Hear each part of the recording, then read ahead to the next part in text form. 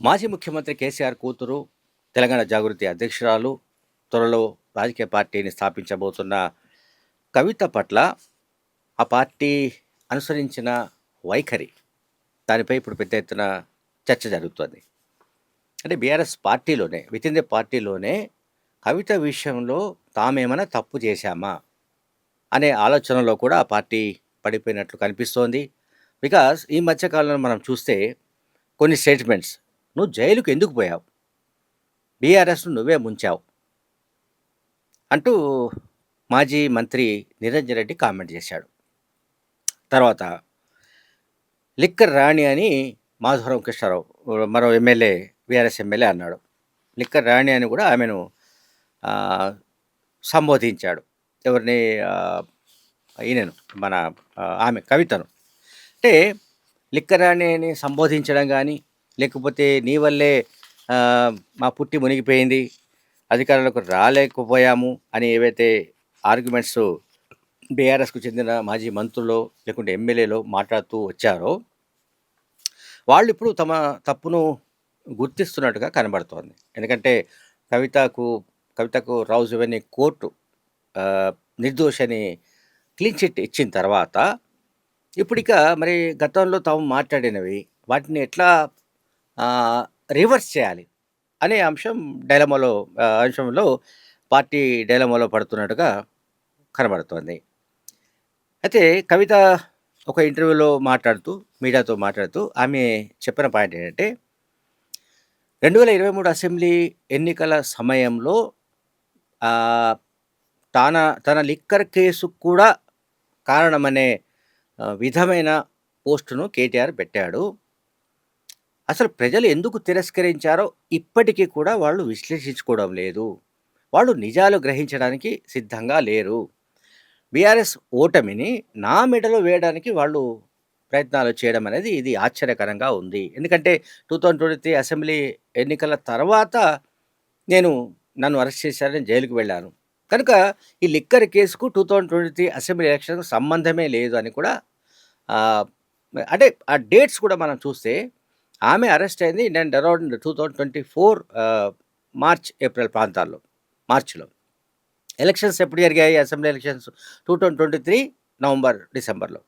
అటువంటప్పుడు అసలు కేటీఆర్ కానీ, లేకుంటే ఆ పార్టీకి సంబంధించిన వాళ్ళు ఎవరైనా కానీ ఈ లిక్కర్ కేసుతో, అంటే లిక్కర్ కేసుగా చెబుతున్న ఢిల్లీ లిక్కర్ కుంభకోణం అని అంటున్నాము, దాన్ని కేసు అంటున్నాం మనం ఇప్పుడు. ఎందుకంటే అది స్కామ్ కాదని కోర్టు తేల్చినందున మనం మాట్లాడుతున్నాం. సో లిక్కర్ కేసులో కవిత ప్రధాన పాత్ర పోషించినట్టుగా బీజేపీ ఆరోపణలు చేయడం, CBI and enforcement director ED లాంటి దర్యాప్తు సంస్థలు కేసులు నమోదు చేయడం, ఛార్జెస్ ఫ్రేమ్ చేయడం, ఆమెను అరెస్ట్ చేయడం, ఆమె 5.5 నెలల పాటు జైల్లో ఉండడం, ఇవన్నీ జరిగిపోయాయి.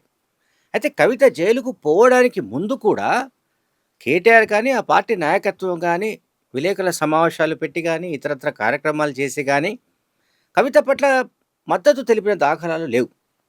కవితకు సంఘీభావం చెప్పిన దాఖలాలు లేవు. సరే, కవితను బెయిల్పై విడుదల చేయడానికి కేటీఆర్, హరీష్ రావు వీళ్ళంతా ఢిల్లీలో ప్రయత్నాలు చేశారు.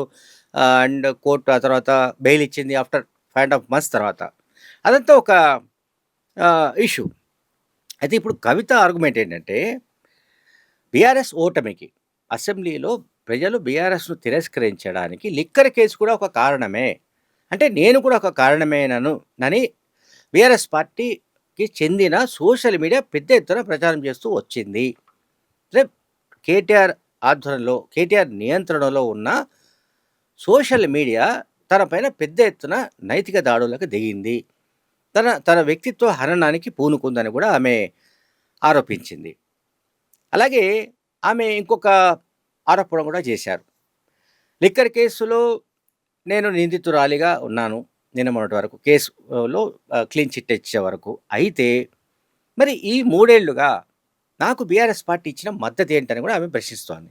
ఇది చాలా వ్యాలిడ్ పాయింట్. ఆ పార్టీ నుంచి ఆమెను సస్పెండ్ చేయడానికి సంబంధించి ఏవైతే కారణాలు బీఆర్ఎస్ చెబుతోందో అవి కాదని మనకు అర్థమవుతోంది.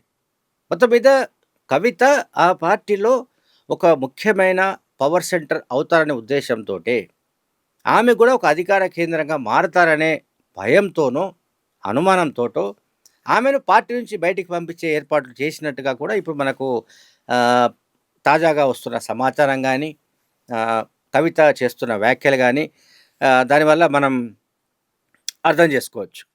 అలాగే ఆమె ఇంకొక విషయాన్ని కూడా చెప్పారు. ఇప్పుడు బీఆర్ఎస్ హయాంలో ఆ 10 ఏళ్లలో పేద ప్రజలకు ఇల్లు ఇవ్వకపోవడం, అంటే డబుల్ బెడ్‌రూములు ఇస్తామని చెప్పడం వేరు. అమలు చేయడం వేరు. ఇండ్లు ఇవ్వలేదు. అలాగే ఉద్యోగాలు కల్పించలేదు. అలాగే దోపిడీదారులుగా ప్రజల్లో ముద్రపడ్డ వాళ్ళు, ఇంకా అనేక రకాల కేసుల్లో ఉన్నవాళ్ళు, కొన్ని చోట్లయితే అత్యాచారానికి ఒడిగట్టారన్న ఆరోపణలకు గురైన వాళ్లకు కూడా, దొంగలకు కూడా టికెట్లిచ్చారు. అటువంటి వాళ్లకు, కళంకితులకు టికెట్లు ఇవ్వరాదని ఎంతమంది ఎన్ని రకాలుగా మొత్తుకున్నా పార్టీ నాయకత్వం వాటిని పట్టించుకోకుండా వాళ్లకు టికెట్లు ఇవ్వడం ద్వారా పార్టీ ఓటమికి గురైందని కవిత తాజా విశ్లేషణ. ఒకవేళ టికెట్లు మార్చి ఉంటే పరిస్థితి వేరుగా ఉండేదని కూడా ఆమె చెప్తున్నారు. అంటే ఎవరైతే కళంకితులో, ఎవరైతే ప్రజల్లో అసహ్యానికి గురయ్యారో, ప్రజల్లో భయంకరమైన వ్యతిరేకతను ఎదుర్కొంటున్నారో, అటువంటి వాళ్లకు టికెట్లు ఇచ్చి ప్రజలపైన వాళ్ళను రుద్దడం వల్ల ప్రజలు వాళ్ళందరినీ తోసి అవతల పారేశారు. వాళ్ళందరినీ ఓడించారని కూడా కవిత చెప్తున్నారు. ఈ వీటన్నిటికంటే కూడా అత్యంత ముఖ్యమైన పాయింట్ ఆమె చెప్తున్నదేమిటంటే, అహంకారంతోనే ఓడిపోయారని కూడా చెప్తుంది ఆమె. అహంకారంతో. అంటే మేము ఏది చేసినా చెల్లుతుంది, మేమేది చేసినా నడుస్తుంది అని పార్టీ నాయకత్వం అనుకున్నందువల్ల, పార్టీ నాయకత్వం ఆ రకంగా బిహేవ్ చేయడం వల్ల తమ పార్టీని ప్రజలు తిరస్కరించినట్టుగా కూడా కవిత చెప్తున్నారు. సో, ఈ విషయాలన్నీ కూడా ఇప్పుడు బీఆర్ఎస్ పార్టీలో చర్చకు దారితీస్తున్నాయి.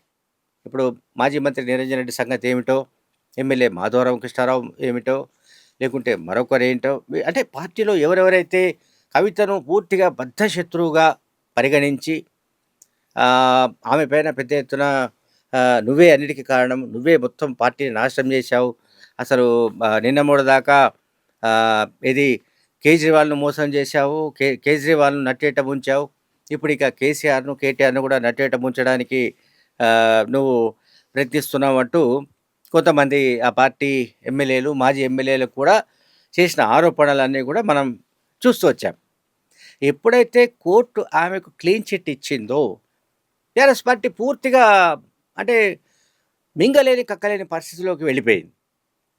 అంటే మింగుడు పడని వ్యవహారం అది. ఆమెను లిక్కర్ కేసులో అవునన్నా కాదన్నా బీఆర్ఎస్ నాయకత్వమే, బీఆర్ఎస్ పార్టీకి సంబంధించిన మాజీ మంత్రులే, ఎమ్మెల్యేలే, లేకుంటే మాజీ ఎమ్మెల్యేలే, ఆ పార్టీ నాయకులే ఆమెను దోషిగా భావిస్తూ వచ్చారు. ఆమె ఆమె ఆమె ఆ కుంభకోణంలో ఉంది అనే ఒక కంక్లూజన్‌కి వాళ్ళు వచ్చేశారు. అట్లాగే తాజా పరిణామాల నేపథ్యంలో అంటే 2025 సెప్టెంబర్ ప్రాంతాల్లో ఆమెను పార్టీ నుంచి సస్పెండ్ చేసిన తర్వాత ఆమె బయటికి వెళ్ళి మాట్లాడుతున్న విషయాలపైన కూడా ఈ బీఆర్ఎస్‌కు చెందిన వాళ్ళు, బీఆర్ఎస్ పార్టీ ఆధారిత సోషల్ మీడియా వాళ్ళు చేస్తున్న పనంతా ఏంటంటే, ఆమె కాంగ్రెస్ పార్టీకి మద్దతు ఇస్తోంది, ముఖ్యమంత్రి రేవంత్ రెడ్డికి అనుకూలంగా మాట్లాడుతున్నారు, బీఆర్ఎస్ పార్టీకి నష్టం చేసే విధంగా ఆమె ప్రవర్తిస్తున్నారంటూ వాళ్ళు మాట్లాడుతుండడాన్ని కూడా మనం ఇక్కడ గమనించాలి. సో, ఫైనల్‌గా ఏంటంటే కోర్టు జడ్జిమెంట్ వచ్చిన తర్వాత ఇప్పుడు బీఆర్ఎస్ పార్టీలో నిజంగానే అంతర్మథనం జరుగుతోంది.